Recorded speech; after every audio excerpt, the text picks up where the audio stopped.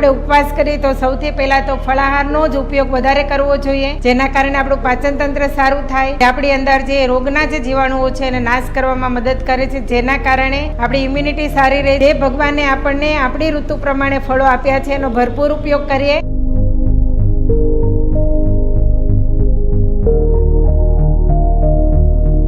એવા ફળો આપણને આપ્યા છે ચોમાસાની અંદર કે જે ફળો આપણે સારી રીતે પચાવી શકીએ છીએ અને સહજ રીતે મળે છે, અને એ ખાવાથી આપણું પાચન તંત્ર સારું રહે છે.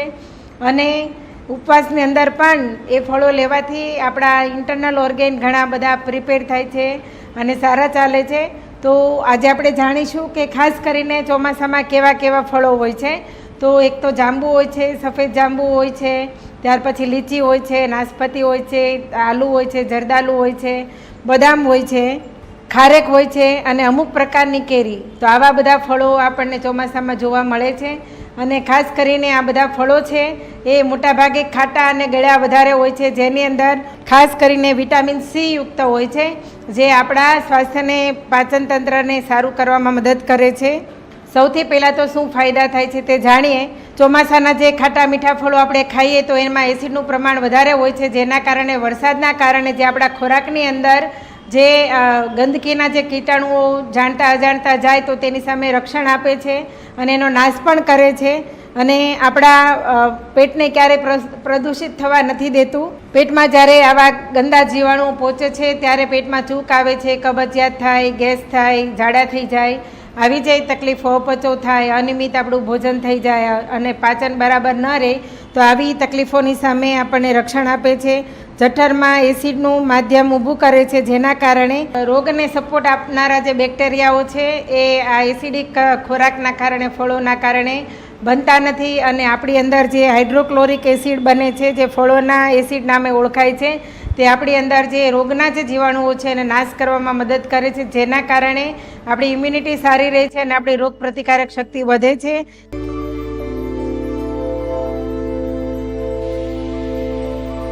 સૌને ગમતું કોઈ ફળ હોય તો તે છે જાંબુ. તો જાંબુ વિશે આપણે જોઈએ તો ખાસ કરીને જાંબુ છે એ ડાયાબિટીસને કંટ્રોલ કરવાનું ખૂબ જ મહત્વનું ફળ છે, કેમ કે જાંબુ જે લોકો વધારે ખાતા હોય એનું ડાયાબિટીસ કંટ્રોલ રહે છે. જાંબુના ઠળિયાનું ચૂર્ણ પણ બનાવીને ડાયાબિટીસના દર્દીઓ પીતા હોય છે. યુનાની અને ચાઇનીઝ પદ્ધતિના જે લોકો છે એ લોકો આમાંથી ઘણી બધી જાંબુના પલ્પમાંથી ઘણી બધી વાનગીઓ બનાવે છે. ખાસ કરીને જાંબુથી બ્લડ પ્રેશર કંટ્રોલમાં રહે અને પેઢાના રોગની અંદર પણ રાહત થાય છે, અને ખાસ કરીને એસિડિટી ઓછી કરવામાં મદદ કરે છે. તો જાંબુ એ ખૂબ જ મહત્વનું ફળ છે. અને સૌથી મજાની વાત તો એ છે કે જગન્નાથ પુરીની અંદર જાંબુનો પ્રસાદ ધરવામાં આવે છે. વિટામિન સીનો ખૂબ જ મહત્વનો સ્ત્રોત છે. અંદર પોટેશિયમ છે, માઇક્રોન્યુટ્રિશન છે, એન્ટીઓક્સિડન્ટ છે, અને જાંબુની તુરાશ પડતો જે એસ્ટ્રીજન્ટ સ્વાદ છે તે ખૂબ જ ફાયદાકારક છે, કેમ કે તેમાંથી ફ્લેવોનાઇઝ અને ફ્લેવોન જેવા રસાયણો ઉત્પન્ન થાય છે, જે લો કેલેરી છે. જે લોકોને મેદસ્વીતા, વધારે પડતા ઓવરવેટ લોકો છે એ પણ જાંબુ ખાઈ અને પોતાનો વેઇટ કંટ્રોલ કરી શકે છે.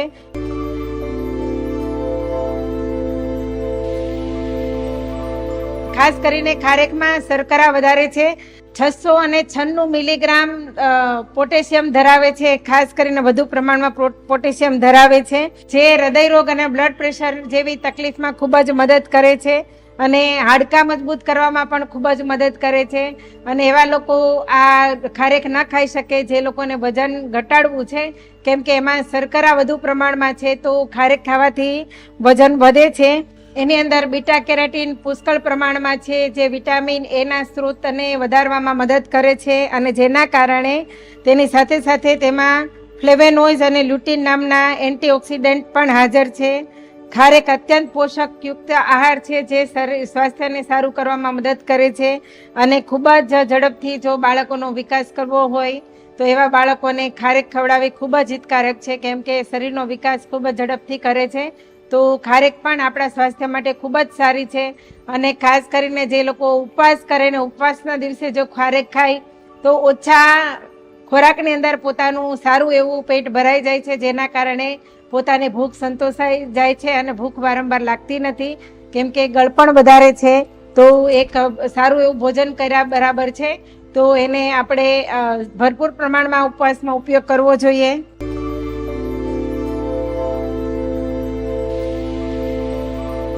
નાશપતિ સોલ્યુબલ ફાઈબર અને ઇનસોલ્યુબલ ફાઈબર બંનેનો સારો એવો સ્ત્રોત છે. આંતરડા ચોખ્ખા કરવાનું કામ કરે છે, આંતરડાને મજબૂત બનાવવાનું કામ કરે છે. તો એના કારણે ખાસ કરીને કબજિયાતની અંદર ખૂબ જ રાહત થાય છે. અને છાલ સાથે ખવાય તો નાશપતિની અંદર ફાઈબરનો ભરપૂર એવો સ્ત્રોત અંદર છે. અને નાશપતિમાંથી fructose, vitamin C, potassium, phosphorus અને એવા બીજા ઘણા બધા ખનિજ તત્વો મળે છે જે આપણા સ્વાસ્થ્યને સારું કરે છે. અને વિદેશોની અંદર નાશપતિને રસોઈની અંદર પણ સારો ઉપયોગ કરવામાં આવે છે.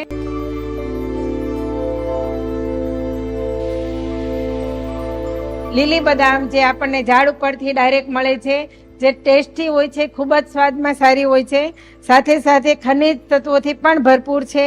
તો આ ટચુકડી એવી બદામની અંદર ઘણા બધા એવા પોષક તત્વો છે. ખાસ કરીને એમાં મેગ્નેશિયમ છે, ફોસ્ફરસ છે, પોટેશિયમ છે અને ડાયટરી ફાઈબર્સ છે, જે આપણા સ્વાસ્થ્યને માટે ખૂબ જ સારું છે.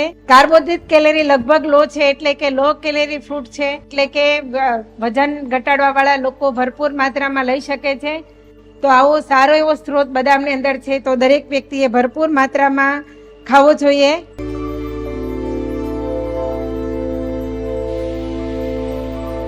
તો લીચી મોટા ભાગે ચોમાસાની જ્યારે શરૂઆત થાય છે, ઉનાળાનો જ્યારે અંત આવવાનો હોય છે અને ચોમાસાની જ્યારે શરૂઆત થાય છે, એ સમય દરમિયાન લીચી ખૂબ જ માત્રામાં જોવા મળે છે.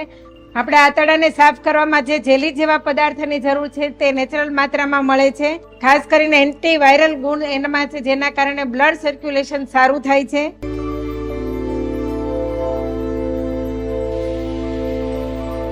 પીચ એવું ફળ છે જે જોવામાં જ ખૂબ જ મનમોહક છે અને એની જે મખમલી જે સ્કિન છે એ પણ જોવામાં ગમે છે. એ કલરમાં પણ બહુ જબરજસ્ત દેખાવ હોય છે, સ્વાદમાં પણ ખૂબ સારું હોય છે અને લો કેલેરી હોય છે, જેના કારણે વજન ઘટાડવાવાળા લોકો લઈ શકે છે. લો કેલેરી હોવાના કારણે તેનો ગ્લાયસેમિક ઇન્ડેક્સ પણ લો છે, તો ડાયાબિટીસ પેશન્ટો પણ એને લઈ શકે છે. અને સાથે સાથે બ્લડ પ્રેશર વાળા લોકો અને કિડની પેશન્ટ એને ભરપૂર માત્રામાં ખાઈ શકે છે. અને સૌથી સારી મહત્વની વાત એ છે કે તેનાથી મેટાબોલિઝમ બહુ સારું એવું સુધરે છે, તો પાચન સારું કરે છે અને પચવામાં ખૂબ જ હળવું છે, સ્વાદમાં પણ હળવું છે, વજનમાં પણ હળવું છે. તો દરેક વ્યક્તિ આ ફ્રૂટનો ઉપયોગ કરી શકે છે.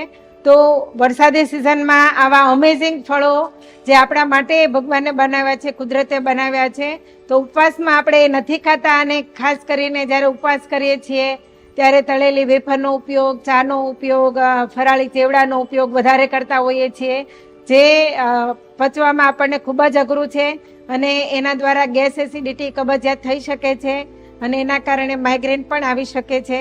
અને આવી ઘણી બધી માહિતી મેળવવા માટે તમે અહીંયા સ્ક્રીન ઉપર જે કોન્ટેક નંબર આવી રહ્યો છે એનો તમે સંપર્ક કરી શકો છો, અમારા સુધી આવી શકો છો.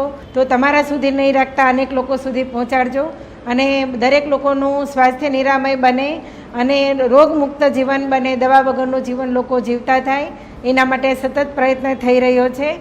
ધન્યવાદ.